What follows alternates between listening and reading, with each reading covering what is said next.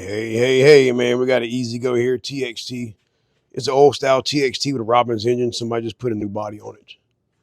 And I want to show you this here now. All right.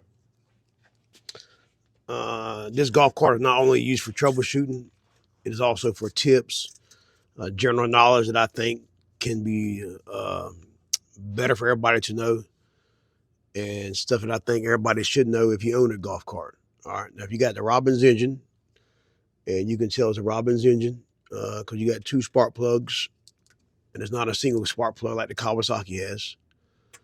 On the Kawasaki, you can lock the rear end in. On this car here,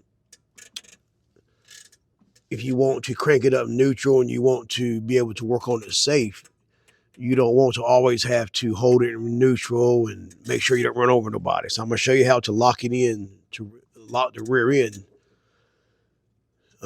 ahead of time for safety. Now, if you have the Kawasaki engine or if you work on golf carts, you're going to recognize this piece right here. All right. So you got your motor. Zoom out. You got your motor, your drive belt, and you're going to recognize this right here. All right. This here. It looks just like the back of the shifter on the Kawasaki engine.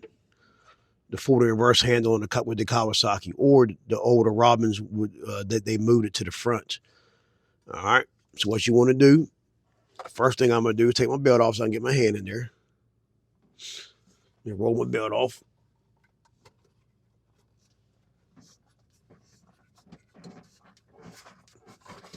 All right, now belt rolled off. And then what you want to do, take your hand, because if you look at it now, you can see that the rod is sticking between the rear ends. So when you go to shift gears, it can't move. So what we're going to do is take it, pull it like this, spin it like that. All right. Like that. And what that does now, it allows for the cable, excuse me, the forward and reverse bracket. Where's it at? What's it? Right there. All right, you can see it there. Now it allows, get my hand out of the way here. Now it allows for the bracket right here to go up and down in the rear end. All right, let's see. Let me zoom in on it.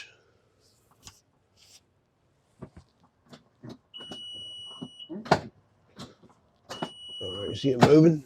Now what I'm going to do is come back here. I'm going to turn this back how it was, so it's locked in. Let me go back to neutral with it. All right, I'm in neutral. I'm going to go back here with it. Lock it back in. Let's see if I lock it back in there. All right, like that. Now let's see now if the bracket moves. Reverse, forward. See, it ain't moving. Mainly what's moving now is the cable itself.